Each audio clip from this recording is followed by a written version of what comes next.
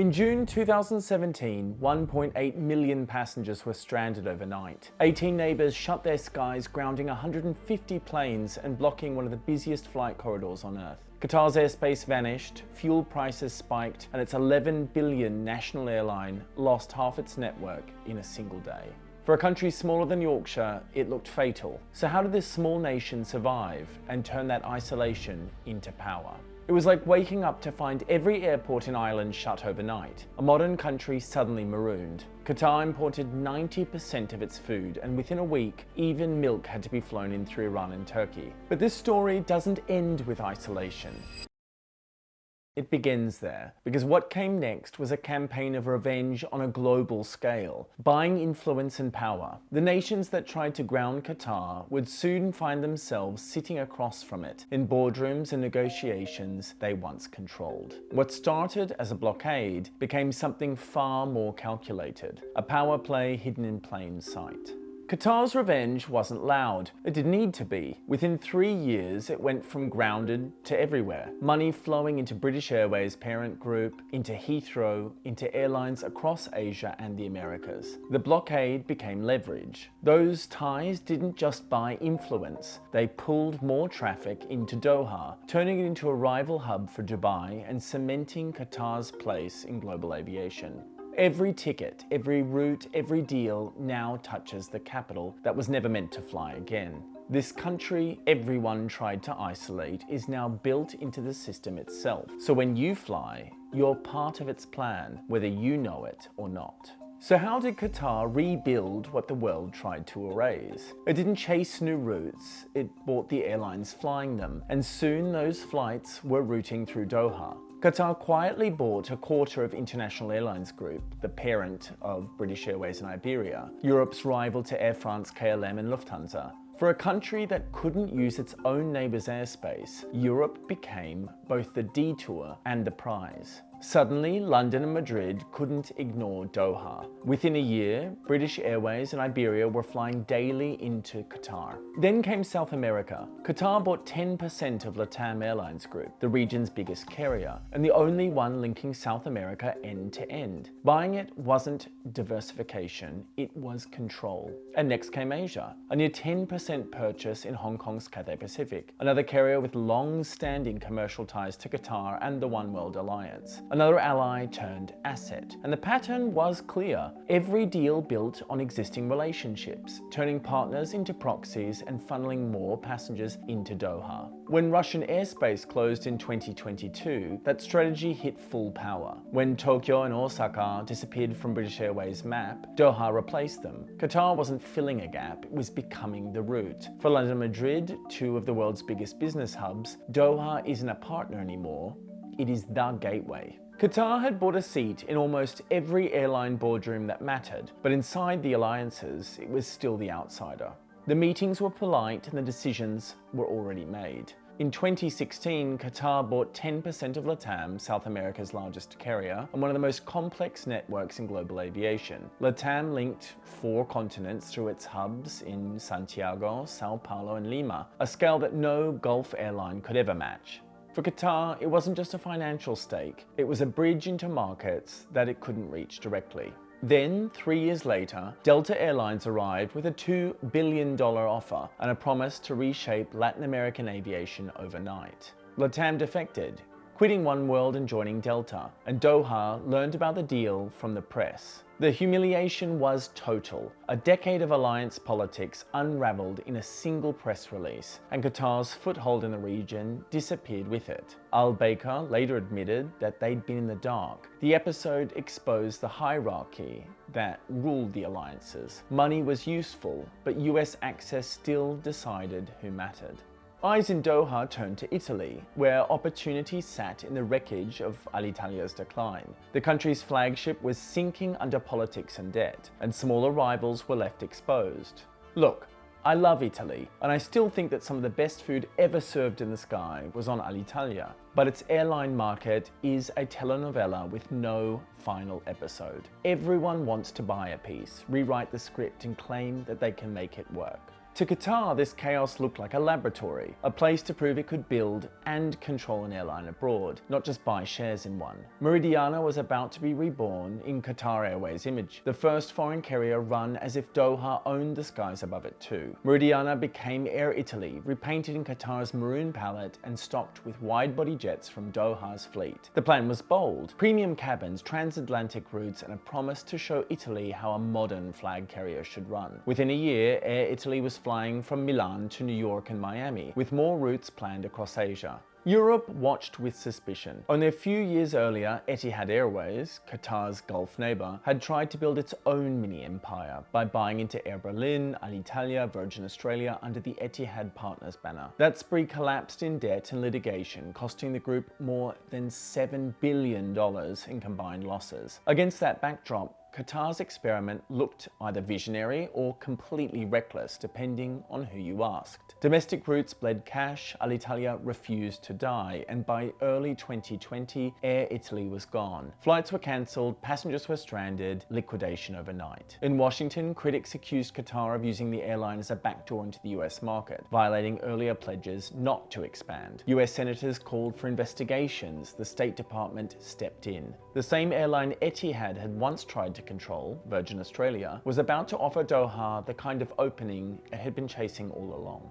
After Air Italy collapsed, Qatar quietly changed course. Owning slices of airlines had taken it far, but not far enough. If the jets couldn't secure its ambitions, it would move on to the ground, to the airports. The shift started in London. Most travellers passing through Heathrow assume it's an entirely British affair. In reality, 1 in every 5 planes taking off there now does so with Qatari money behind it. Qatar's sovereign wealth fund owns 20% of Heathrow, a stake hidden in plain sight. For Qatar, this was not a financial play. It was leverage built into the runway. A stake in Heathrow gave Doha soft power inside of the UK. Not symbolic, but operational. Heathrow handles more international passengers than any airport in the Western world. And when airlines haggle over slots or governments debate expansion, Qatar already has a seat at the table. And it didn't stop there. Across the equator in Rwanda, Qatar agreed to fund 60% of a brand new international airport outside of Kigali. It came bundled with a 49% stake in Rwanda Air, the national carrier.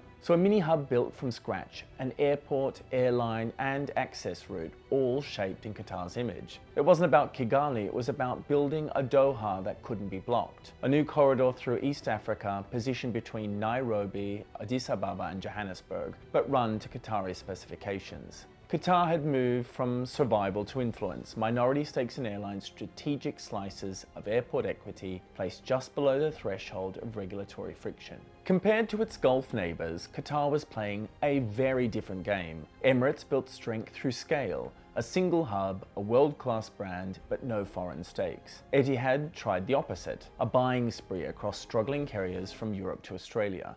That approach collapsed, costing it over $7 billion in write-offs and forcing a full retreat. Qatar chose something more subtle. No rebrands, no majority takeovers, just enough to matter, never enough to alarm. It worked. Those small stakes acted like keys to boardrooms, a way to gather intelligence, influence decisions, and align networks without taking full responsibility. In effect, Qatar built its own shadow alliance, stitched together not by treaties, but by capital. Most passengers will never notice. They'll board a flight on BA or Cathay or Virgin Australia unaware that part of their fare ends up in Doha. But behind the scenes, Qatar's strategy has reshaped how aviation flows. Routes, partnerships, slot allocations, all quietly rebalanced by a state that was once locked out of its own skies. For a country that had to fly in milk during the blockade, owning Heathrow and designing Kigali is more than survival. It's proof that the system can be bent from the inside. When Qatar was denied extra flight rights to Australia, it didn't complain. It bought a stake in Virgin Australia instead. The same airline Etihad once tried to control, with the same ambition to outmaneuver regulation by buying into the network itself. In 2023, the battle lines were drawn in the skies above Australia. Qatar Airways wanted to expand its flights into this lucrative market, but Qantas, the national carrier and political heavyweight, lobbied hard to keep the upper hand.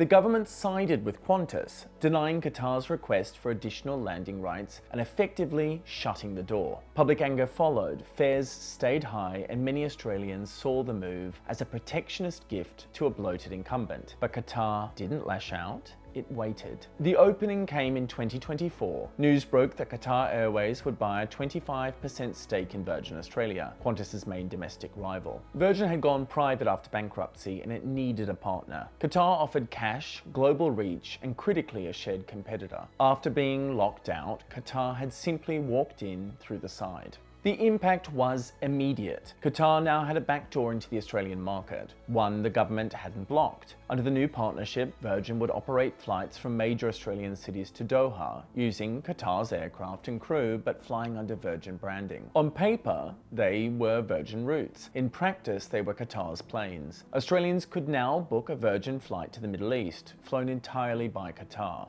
The bilateral agreement that had capped Qatar's own growth no longer applied, and suddenly the same government that had rejected direct expansion was praising the Virgin Qatar tie-up as a win for competition. The very solution now being lauded was only possible because the door had been closed in the first place. But the backlash wasn't just about competition, it was political baggage, and it went back to 2020. That year, a group of Australian women were subjected to invasive strip searches at Doha Airport after a newborn was found abandoned in a terminal bathroom. The incident caused outrage and a diplomatic rupture that lingered for years. By the time Qatar's application for new flights landed on the transport minister's desk, the scandal had become a political football. Critics said that the rejection wasn't about market logic, it was about appeasing public anger over a 3-year-old humiliation. Public sentiment was firmly against Qantas. Years of high fares, poor service, and COVID refunds had burned through all goodwill. But even with that in mind, I don't think it's unreasonable to question why a fully state-backed airline should get expanded access. Competition is good when it's on equal footing.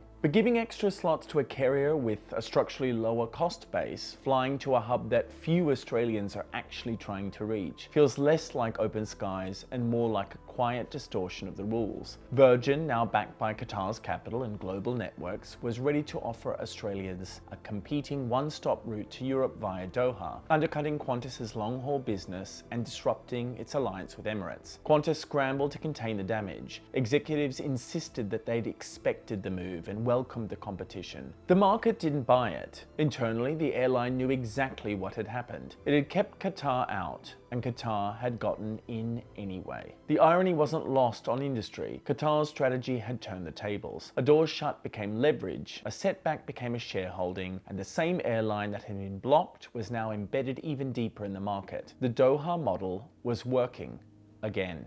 Etihad had once held a major stake in Virgin Australia too, back when it was trying to build a global network through equity deals. Now that ended badly and Virgin collapsed. Etihad lost all its money and the model was declared dead. Qatar just bought it back. Better capitalized, more patient, and more politically aware. By 2025, all 3 Gulf airlines were now enmeshed in Australia. Emirates with Qantas, Etihad with a cautionary tale, and Qatar with a clean 25% stake. For Qantas, it was a strategic defeat. For Qatar, it was vindication. The empire hadn't expanded through permission, it had advanced through persistence. To me, it's surreal now watching Qatar-branded jets filled with Q suites lifting off from Australian capitals to Europe, labelled only superficially as something else. On the departure board, it's a Virgin Australia flight. In the air, it's Qatar in everything but name. And when I search for flights back to Sydney, I see the full picture. Emirates flying as Qantas, Qatar flying as Virgin. The logos change, but the aircraft absolutely don't. That's what aviation in Australia has become, a facade of local identity wrapped around whoever owns the seat map. By the mid-2020s, Qatar had embedded itself into the global system. It didn't need more routes, it had ownership in the airlines flying them, and partial control of the runways that they used. No other Gulf airline did this. Emirates built a global brand from a single hub. Impressive, but isolated. Etihad went on a buying spree that collapsed into losses. and Qatar stayed in the middle lane. Small stakes, long, memory, and slow moves. Others watched.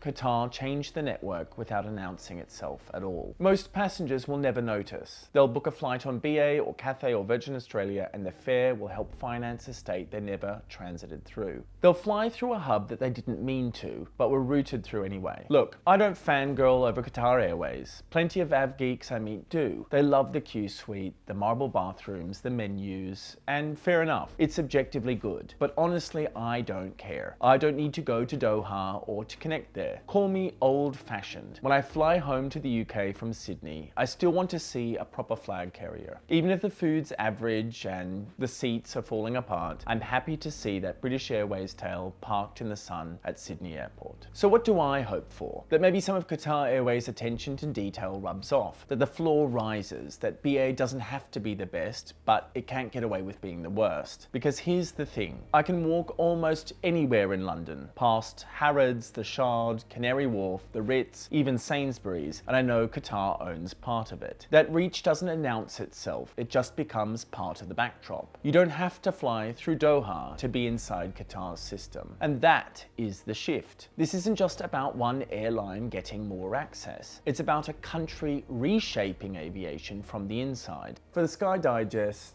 I'm Jan, where even the new colonizers serve champagne. Cheers.